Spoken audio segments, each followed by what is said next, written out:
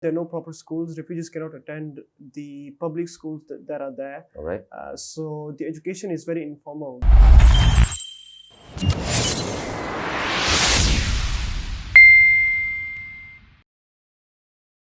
Assalamualaikum warahmatullahi taala wabarakatuh. Welcome to InspireTalks. So this session will focus on how our students can be more interested to pursue their education to the highest level. So, what does it take to chase the higher education when you are a refugee? In this episode, we hear from our guest, Sajeel Ahmad, who fought through the struggles of doing A-levels as a refugee and is now pursuing law in Malaysia. His story shows how faith, discipline, and community support can turn obstacles into opportunities. Let us welcome Sajeel Ahmad. And Mr. Sajeel Ahmad, can you introduce yourself? Assalamu alaikum. Segala for having me today, Amiruddin Saib. Yes, as you mentioned, my name is Sajeel Ahmad and I'm 23 years old. We came to Malaysia in 2017 with my mother and my younger brother. And then, started my primary education here actually, did my IGCSEs and then A-levels, and currently I'm doing LLB. All right. So you came into Malaysia back in 2017. Yep. What is it like for you and your family on the first 5 years in Malaysia? How do you put your foot on the table, and how do you living on daily basis? So as you can imagine that when we came, we didn't know the country, we didn't know the people, the land, the culture, and so it was quite hard. Actually, very interesting that I will tell you. When we came to the airport, there was a bit of interview with us, and none of us could speak English very well. So it was very hard. The first 5 years were actually very, very hard. I was doing different part-time jobs. My mother was working as well, and there was struggle to find proper schooling too, for first 1 and 2 years at least. And then after that, with grace of Allah Ta'ala, with praise of Azur, things started to get better. So moving forward, you and your brother, you get the education here, you get the school here. And then what are the challenges that you and your brother and also your mother face during your schooling days? So yes, when it comes to education, I think at the start it was even hard to find in school to go to. Number one, there are no proper schools. Refugees cannot attend the public schools that are there. All right. So the education is very informal. There are only learning centers, and only only a few of them are there which try to provide good quality education. And the issues were, of course, as I mentioned, finding good schools. Number two would be the fees that we have to pay to get those education. And number three would be, of course, travel as well, because the good schools were quite far from where we live. Right. So you and your brother get to school, get admission to the school. And then what was the support that you received or you relied upon when you get to the schools in terms of fees, in terms of the logistical, and also in terms of your support? Yeah.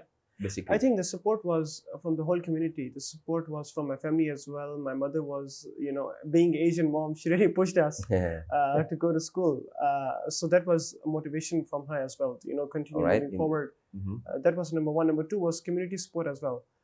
Support from a school, as I mentioned, Dignity for Children Foundation. The teachers were very kind. They were very supportive. When I wasn't able to afford the school fees, they actually found donors and sponsors who could, support my education.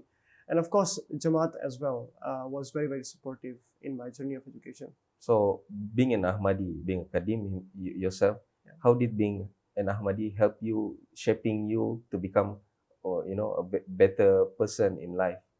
Yeah. Being an Ahmadi actually is a very great blessing of Allah that is upon us. And I think in terms of support that comes from being an Ahmadi, by dint of just being born an Ahmadi, was this: first of all, you have instructions and blessings of Huzur Anwar. Okay. You get to hear him during his khutbahs. He speaks about education during his different programs with youth. He speaks about education, and so this was motivator as well for me to continue to be a better person, and of course to attain knowledge. And second, advantage of being an Ahmadi is that you have many good role models who are Ahmadis, who you can look up to and try to follow their path. For example, I was very interested in law. I had affinity towards it, and so my role model was Sir Zafrullah Khan Saab, a very prominent lawyer, first foreign minister of Pakistan, the president of UN's General Assembly, president of International Court of Justice, one of its judges, and his works was very inspiring. And nowadays we have Mr. Kareem Asad Ahmad Khan, King's Counsel, who is a prosecutor of the International Criminal Court. And not only law, if you are interested in science, we have Sir Dr. Abdul Salam Sahib. If you like economy and entrepreneurship, you have Atif Mia Saab, and if you like medicine, then you have Fahim Yunus Saab. So there are many prominent figures within Jamaat who were role models for me, and they helped me be motivated. So you're pursuing your studies in law currently. Yeah. And then why you need to pursue in law? Why not in medicine or different industries or different field? I think it comes to interest as well. Hazur has said a lot of times, you should pursue what you like and try to see if it is helpful to Jamaat and humanity as well. I'm a Waqfi now, and of course, when we look at law can be very, very helpful. If we just look in terms of Jamaat, we have, Ahmadis around the world are being prosecuted only because they're Ahmadis. We look at example in Pakistan, my uncle was killed, family members were jailed, and we continue to see these barbaric things that continue to happen to this day. But then if we look around the world, we look at what is happening in Gaza, in Ukraine, in Sudan, in Syria. People are really living in terror. They are burying their loved one. And if we look at the reason of it, we will see that law is not being applied equally to everybody. So if I am doing law, if I pursue law, and if I become a good lawyer, of course, I'll be able to help Jamaat as well, and the humanity at large too. So those were the reasons that, I thought law will be a good thing. So you talk about, pursuing law as your field of study. So what are some barriers that you face in pursuing your legal education? Yes, actually, it was, it is quite hard for a refugee in Malaysia to pursue higher education, The figures are that only 1 in 100 refugee in Malaysia is able to go to a college to pursue higher education. So I was extremely lucky, that I was able to study for my LLB. As I mentioned that, refugees are not allowed to go to universities in Malaysia, public universities especially. There are only a few private ones where you can go, but then they tend to be very, very expensive. So one cannot afford the tuition fees for it. So I was very lucky that I got to know about Refugee. It's an NGO which helps refugee. They have a school as well. And second thing that they have is they have a higher scholarship, whereby they raise funds and then they support refugees in getting their higher education. So I applied for this higher scholarship, and Alhamdulillah, I was able to secure it. And so with the help of that scholarship and with help of BSC's, scholarship for refugees, I'm able to do my LLB. It's very interesting that you spoke about the scholarship and now you're pursuing your LLB as a law student. So have you had any experience in working in the legal study? Yes, actually, Alhamdulillah. My last exam for year 1 was on 21st of July. And by the grace of Allah Ta'ala, I was able to start an internship with a very prominent lawyer on 22nd of July, the very next day.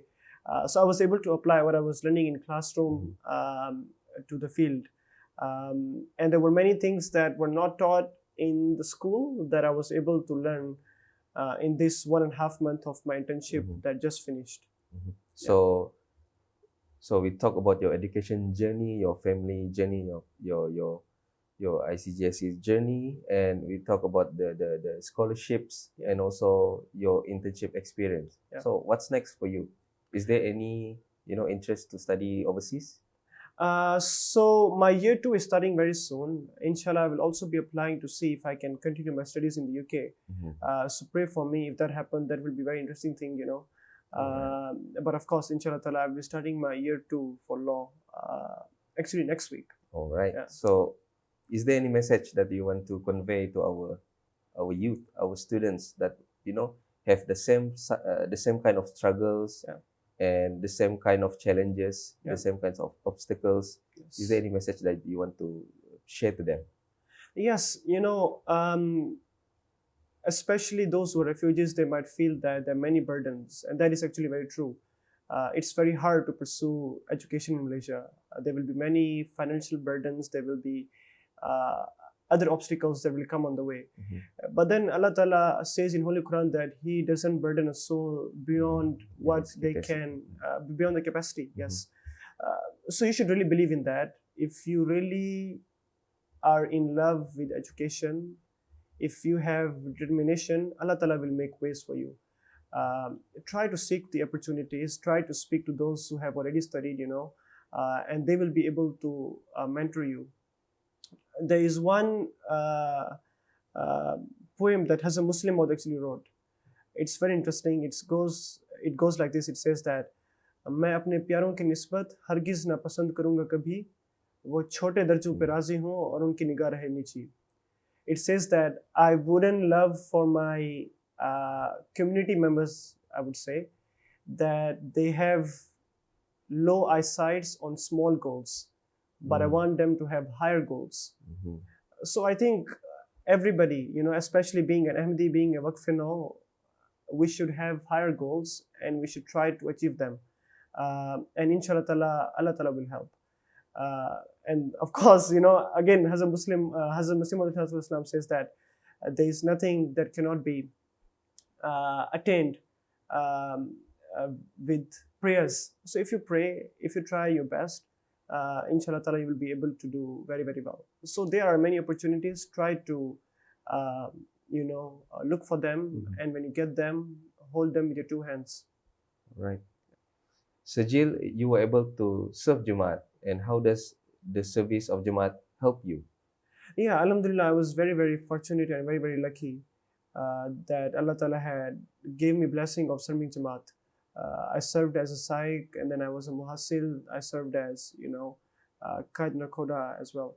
So these opportunities actually helped me grow a lot. They built my confidence. They helped me develop leadership qualities, and these tended to be very, very helpful when I went to, study, and when I went to do different kind of roles outside of Jamaat. So these were really, really unique experiences that I had. So other than law, is there any fields of studies that our brothers and sisters can pursue? Yes, of course. One shouldn't contain just themselves to law. I have two friends who are doing psychology actually. You can pursue that career as well. I know some of Jamaat members, MD members who are refugees who have done masters in education via online, university. I think it's called University of People. They were able to do their masters in education. There is, I think, computer science as well, and there is, communication, mass communication. So these fields are out there. BSc is one example where, you can go to the website and you can look at different courses and different degrees that they provide. And second example that I gave is University of People. So there are actually many fields that one can pursue which can be helpful to themselves, but also to Jamaat and to humanity at large. Jazakumullah Sajeel for sharing your story and journey with us. It was really inspiring. And to our viewers, you just heard Sajeel share his story and share how other members of Jamaat, especially the refugee members, can pursue higher education in different fields and benefit to Jamaat and humanity. If you have any questions regarding higher education or any opportunities that you would like to share with other members, do reach out to the National Taalim Department via your local Ta'lim secretary or email us to the address being shown on the screen. I look forward to seeing you in the next episode of Inspire Talks, inshallah. Until then, Allah Hafiz.